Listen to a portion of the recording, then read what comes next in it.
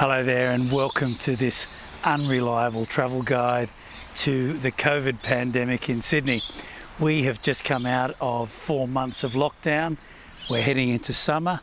It's mid-spring, the weather is absolutely gorgeous and we're hoping that the worst of the pandemic has passed and better times lie ahead. I'm going to take a bit of a ride around the city streets, see how the city is looking and feeling after being shut down for so long. So join me for a look at Sydney emerging from lockdown and looking to a brighter post-pandemic future.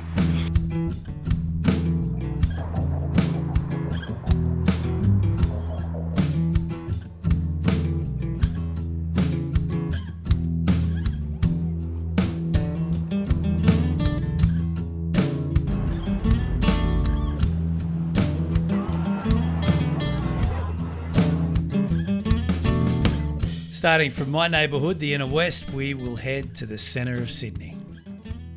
Chatting about COVID, travel and Australia as we go.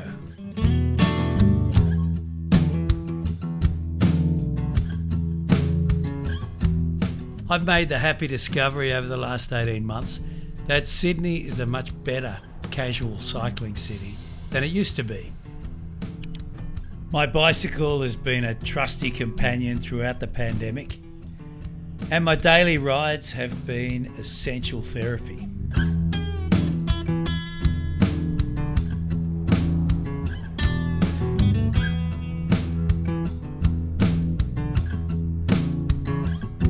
The reason I call these unreliable travel guides to the coronavirus is because I'm not an epidemiologist, nor am I a medical professional. I'm just a very interested observer who has worked in travel for decades and has watched the world of travel collapse over the last 18 months and is wondering out aloud what comes next.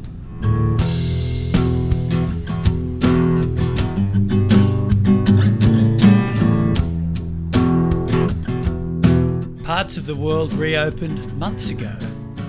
But here in Sydney, we are just out of 4 months of lockdown and we are still closed to international travellers. The rest of Australia is also closed to international travellers. But that looks likely to change before Christmas.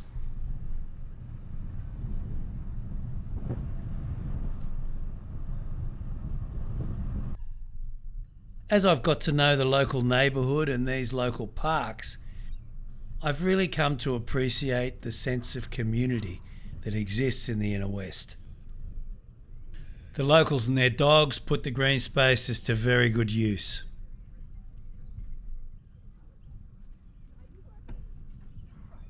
COVID and lockdowns have made us think a lot about the neighbourhoods we live in.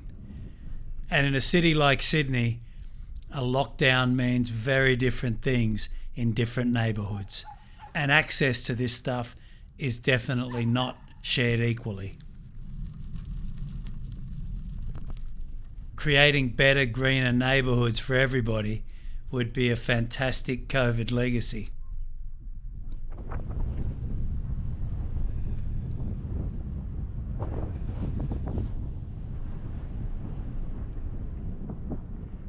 We're headed to that bridge in the distance and beyond it.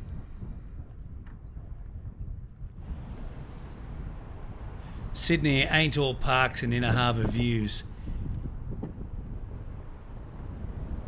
There's a lot of road building and other construction underway.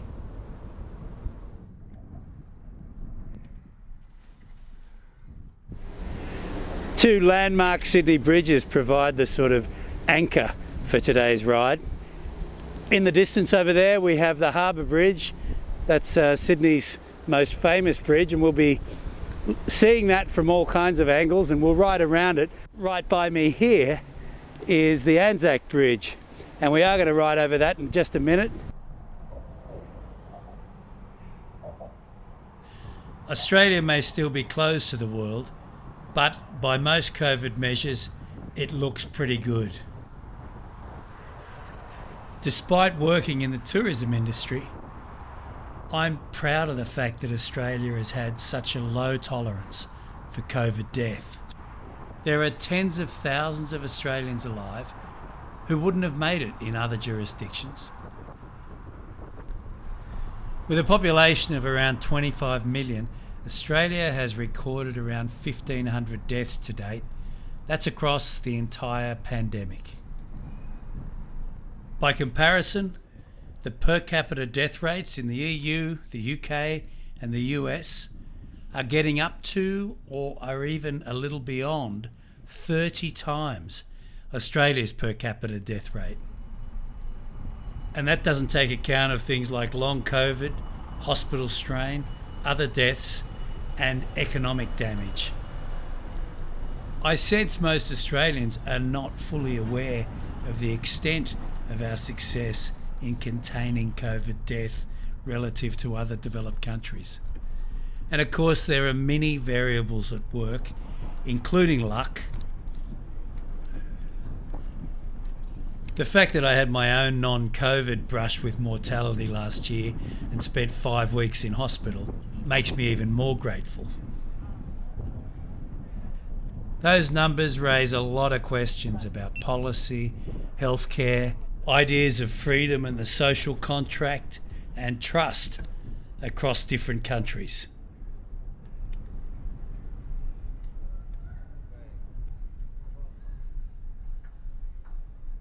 We've already made it to the city. This is Darling Harbour and the Maritime Museum. It's a museum worth checking out, and for more on Sydney museums, head over to rustycompass.com.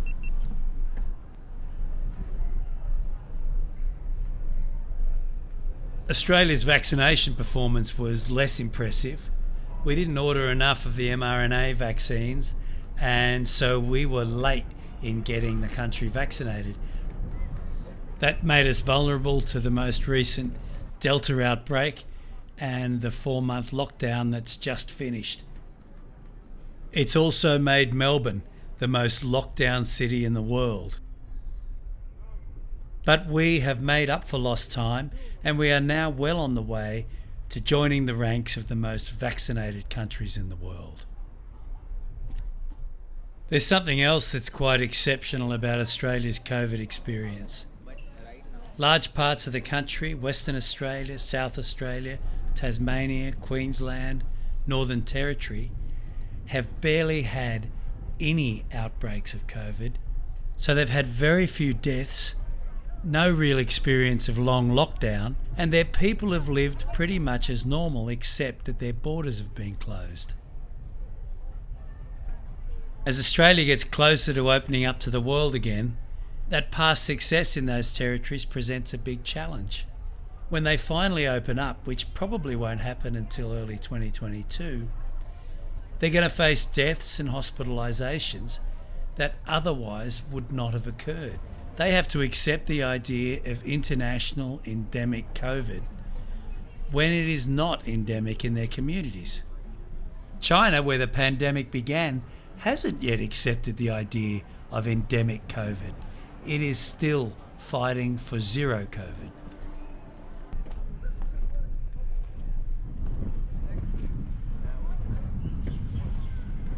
This is the new part of the Darling Harbour precinct, Barangaroo.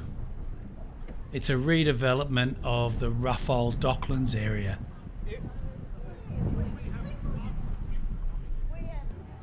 And it's brought a big change to the Sydney skyline during the pandemic. The newly opened Barangaroo Crown Casino is the tallest building in the city. When you come to Sydney, you're going to see it from all angles. It is a building that can be seen pretty much everywhere. And I don't kind of mind it as a piece of architecture, but I am kind of uneasy about the idea that it is placed in a position where it sort of rivals the Harbour Bridge and the Opera House. And it's a monument to gambling. The idea that we now have a massive permanent monument to our gambling addiction right in the middle of Sydney, I suppose some would say that there's something a bit appropriate about that. Back on Earth and just north of the casino is the Barangaroo Reserve, an old industrial site that has been turned into a large harbourside parkland. Perfect for walking and casual cycling. I was surprised by how quiet it was on a beautiful post-lockdown Sunday.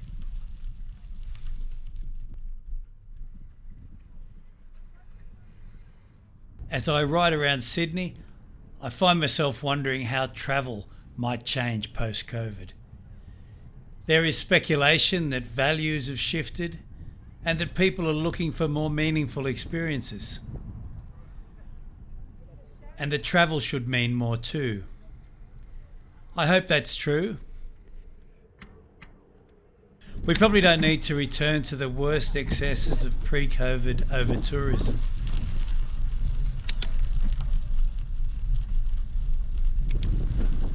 COVID has taught us to focus on some of the simpler pleasures, and it'd be great if that focus could be sustained post-COVID as well. And as I've already mentioned, I was very happy to see that Sydney is getting more cycle-friendly. I've managed to do the entire pandemic without a car, and I've barely been in a car. I've used public transport, my bicycle, and my 2 feet to survive in Sydney for more than 18 months now. There are probably many places where that doesn't sound very impressive, but Sydney is still a very car-focused city.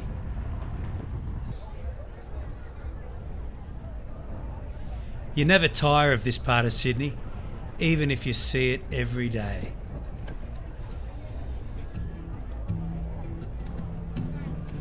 I still marvel at the design and the engineering of the Opera House and the Harbour Bridge, and I love getting up close.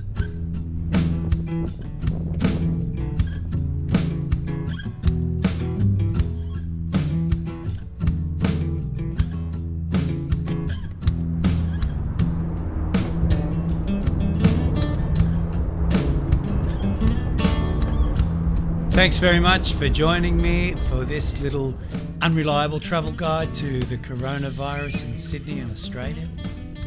I do hope we'll be opening our international borders very soon. Stay tuned. Hit subscribe so we can travel some more together. Head over to rustycompass.com for more, and we will talk again very soon. Thank you very much.